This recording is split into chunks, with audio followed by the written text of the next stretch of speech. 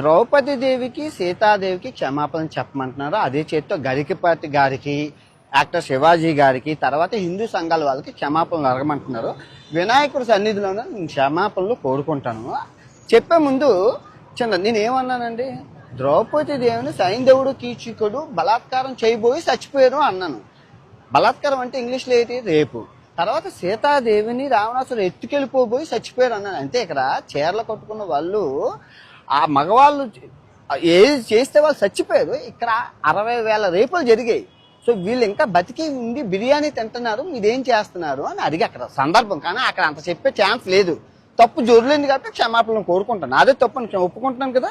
So ఇప్పుడు నేను తప్పు చేస్తే రాత్రికి వినాయకుడి సన్నిధిలోనే రక్తం కక్కుకొని చచ్చిపోతాను. కనుక నా తప్పు మీరు స్వీకరించకపోతే ఈ సంవత్సరం నుంచి నెక్స్ట్ సంవత్సరం వరకు అష్ట దరిద్రాలు మీకు అంటుకుంటాయి.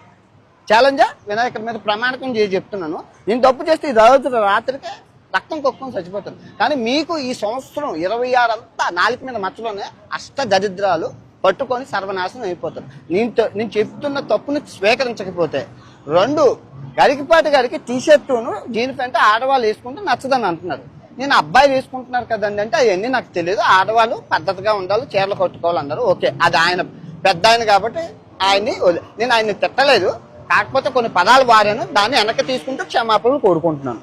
ఇంకా శివాజీ గారిని ఆయన సామాన్లు అన్నందుకు నేను తిట్టాను, ఆయన వెనక్కి తీసుకున్నారు, నేను వెనక్కి తీసుకున్నాను. Problem solve. ఓకే, మీరు ఎక్కడితో వదిలేస్తే బాగుంటుంది, లేదు అంటే మీ ఇష్టం. నేను ఇప్పుడు మంచి శాండ్విచ్ మసాజ్ థాయిలాండ్లో చేసుకొని రాత్రికి మంచి సినిమాకి వెళ్ళి ఆ వీడియో రేపు పొద్దున్న పెడతాను. ఓకే, నేనైతే చిల్ అవుతాను, రిలాక్స్ అవుతాను. మీరేం అవుతారు అనేది మీ మనసుకే ఆలోచించేస్తున్నాను. Love you all. అందరూ బాగుండాలి, అందులో నేను ఉండాలి.